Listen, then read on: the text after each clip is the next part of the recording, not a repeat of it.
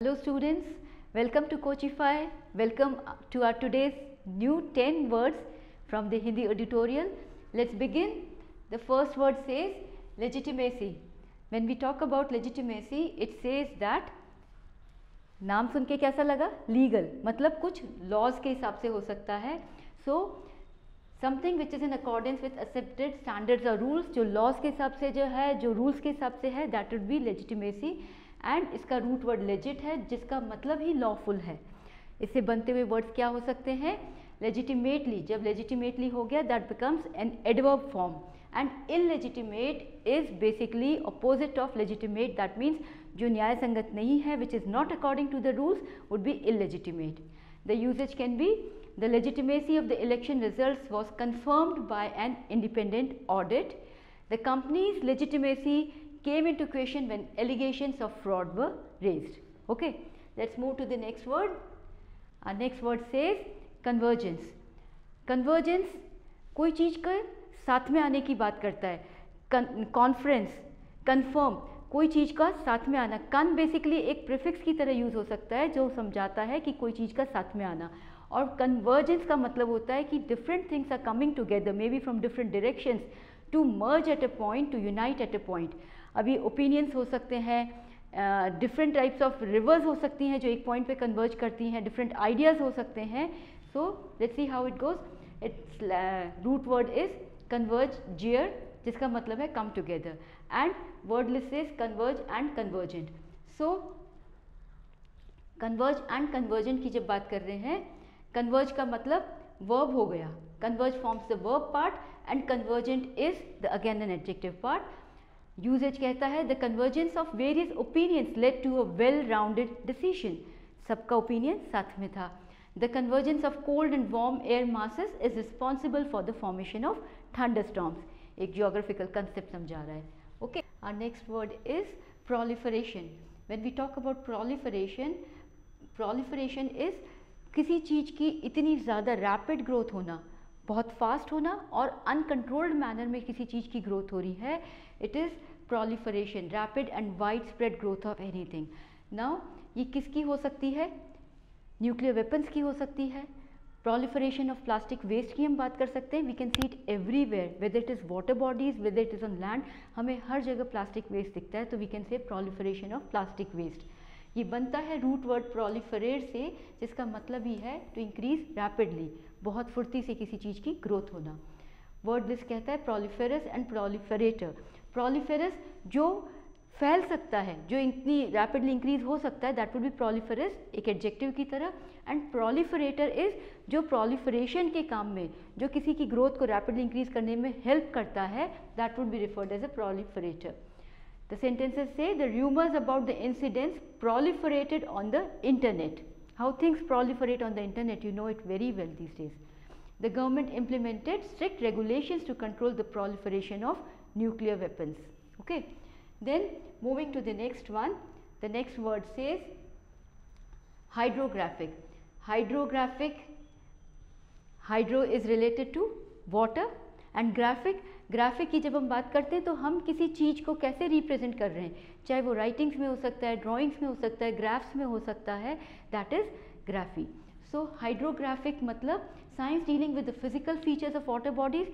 जो water bodies is seas, lakes, oceans, इनके physical features like measurement about of them, about the quality of that water and all that. So studying in detail about these water bodies, about the physical features of these water bodies would be hydrographic. Hydro से हमारे पास words बहुत सारे हो सकते हैं. हम कुछ words discuss कर रहे हैं. Hydrodynamics. Dynamics is the study of motion. So hydrodynamics हम फ्लूइड से रिलेट कर सकते हैं कि फ्लूइड के मोशन से रिलेटेड जो स्टडी होती है, साइंस होती है, that is hydrodynamics. And hydro electric. Hydro electric is the power produced by water, the electricity produced by water. Generally dams are used for this purpose, that is hydro electric. The examples are the hydrographic survey provided detailed maps of the sea floor, क्योंकि ये water bodies की study के बारे में बताता है. The Navy employed hydrographic experts to create accurate charts for safe navigation. Our next word says archipelagic. Archipelagic is basically Archipelago, the word originally is archipelago, that's the noun which is referred to a group of islands. हमारे India में भी group of islands हैं, Andaman and Nicobar Islands. There are around 200 islands in that, and they all can be referred as an archipelago. So basically this is group of islands, and something which is in reference to group of islands, हम उसके reference में, उसके relevance में कुछ बात कर रहे हैं तो वो archipelagic बन जाता है, basically which is an adjective, and archipelago is a noun.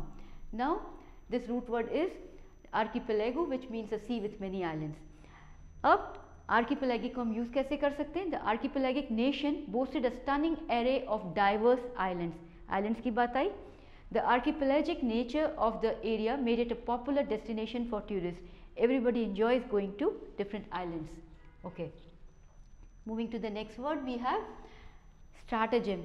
Stratagem की बात सुनते ही तो strategy दिमाग में आती है. हम किसी strategy की बात कर रहे हो जैसे, actual में stratagem word strategy से ही निकल के आया है. How?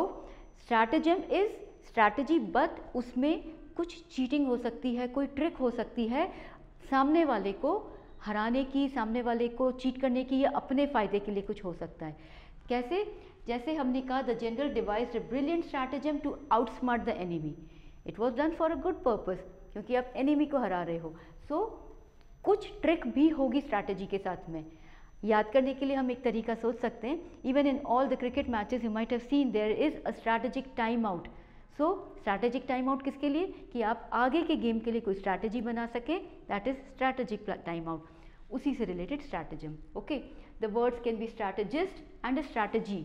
स्ट्रैटेजी की हमने बात करी कि कोई प्लान है आपका, that is a strategy. And strategist one who helps you in making those plans, और one who himself make these plans, that is a strategist. Okay. And one more example we have over here. In the world of business, a well thought out stratagem can give a complete competitive edge, a company a competitive edge. Okay. We have littoral. So littoral का मतलब जो किनारे के areas होते हैं उसको refer करते हैं लिटरल जोन से, लिटरल एरिया से. So regions along the shore, it can be sea shore also, that means littoral. The root word here littoralis, that means the coast, coastal areas, seashore regions and all this. Literally becomes an adverb, and littoral zone is again a noun.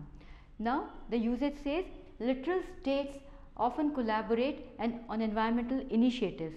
The littoral environment is home to a diverse range of marine life and ecosystems. Okay, so a very simple word. Let's move to the next word. The next word says recourse. जब हम recourse की बात कर रहे हैं तो इसमें री वर्ड आ रहा है, जिससे लगता है कि किसी चीज़ का रिपीटेशन हो रहा है, कोई चीज़ पीछे जा रही है, कुछ तो भी है. बिकॉज री वर्ड का री प्रीफिक्स जो है उसका यही मतलब निकलता है, रिपीट, रिवाइंड, ये सब, कि या तो पीछे जा रहा है या कोई चीज़ रिपीट हो रही है. सो मीनिंग कहता है turning for assistance, legal means of solving a problem. तो रिकोर्स का मतलब ये कि हम अगर पलटते हैं किसी की तरफ मदद के लिए, हम किसी से हेल्प मांग रहे हैं, that is recourse.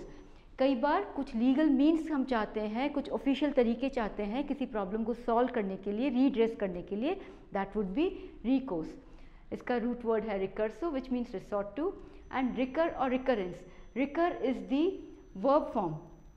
Verb form मतलब कोई चीज़ के होने की बात कर रहा है कि कोई चीज़ रिपीटेडली हो रही है, दैट इज़ रिकरिंग.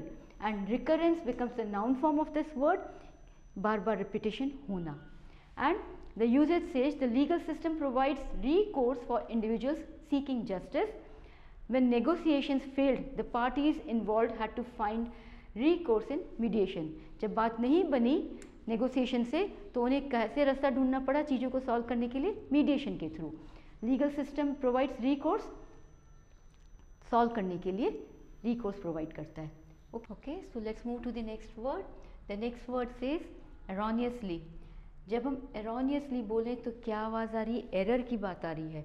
पर ये एक सिंपल वर्ड नहीं है, इसके अंदर OUS लग रहा है, इसके अंदर LY लग रहा है. We have discussed that whenever a word ends with the suffix OUS, that means it is characterized with that. It is full of something. अब यहाँ पे ये मिस्टेक के लिए हो सकता है. क्यों? क्योंकि if you have heard a famous saying, to err is human, to forgive is divine. गलती इंसान से होती है, लेकिन अगर हम माफ़ कर देते हैं तो बहुत बड़े डिवाइन वाली कैटेगरी में चले जाते हैं. सो फिर OUS full of mistakes and ly उसको एडवर्ब बना रहा है. So erroneously can be broken like that. तो कुछ गलत तरीके से काम हो रहा है, गलत मैनर में काम हो रहा है, that is erroneously full of mistakes, done with lot of mistakes. And इसका रूट वर्ड है erroneous which means mistaken. Erroneous adjective बन गया. The project was erroneous, it was full of mistakes and error mistakes, basically just a noun. How we can use it? The data was erroneously entered into the system and the historian pointed out that some facts in the article were presented erroneously, full of mistakes. Okay, let's move to the next one. The next one says bonanza. सुन के खुशी हुई. bonanza, bonanza की बात कर रहे हैं हम.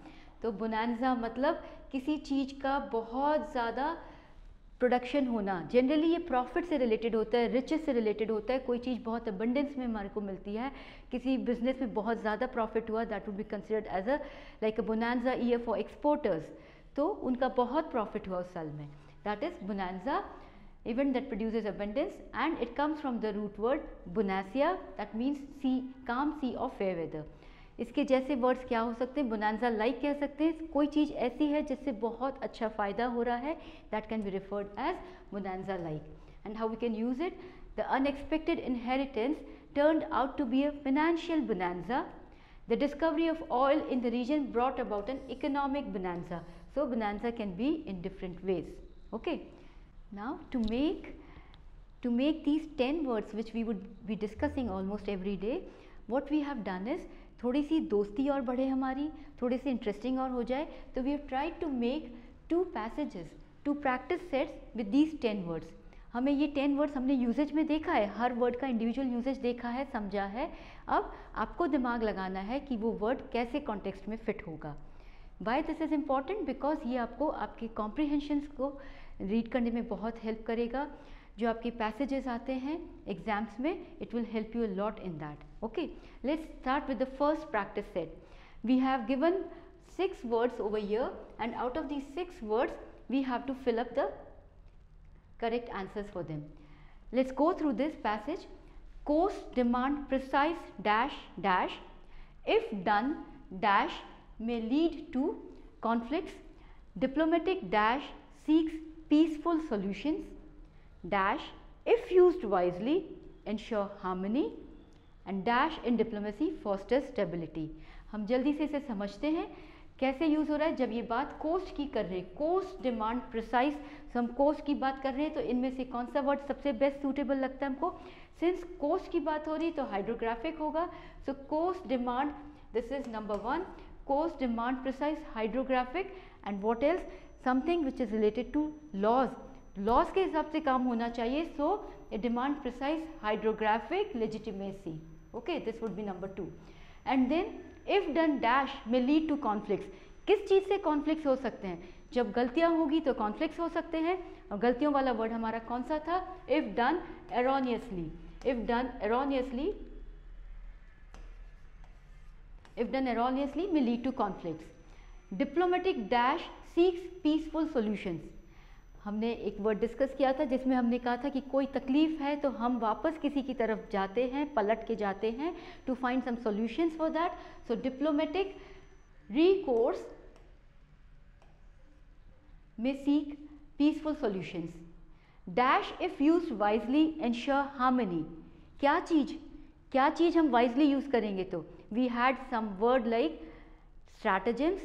अगर हम उसमें चीटिंग है, उसमें ट्रिक हो सकती है, लेकिन अगर हमने समझदारी से उसे यूज़ किया तो that may ensure harmony. And अपने आप आपको समझ में आ गया 6 वाला. Still we will talk about it. Convergence in diplomacy foster stability. Diplomacy is कोई तरीका नेगोशिएशन का, किसी दो इंसान के बीच में हो सकता है, ग्रुप्स के बीच में हो सकता है, कंट्रीज़ के बीच में हो सकता है, स्टेट्स के बीच में. So when there is convergence in diplomacy it fosters stability. Okay, now the next set, I'm not going to do that for you. You do it and drop it in the comment box and let's see how many you get right. Okay, so that's all for today. I hope you are clear with all these words and see you in the next session. Have a good day. Thank you.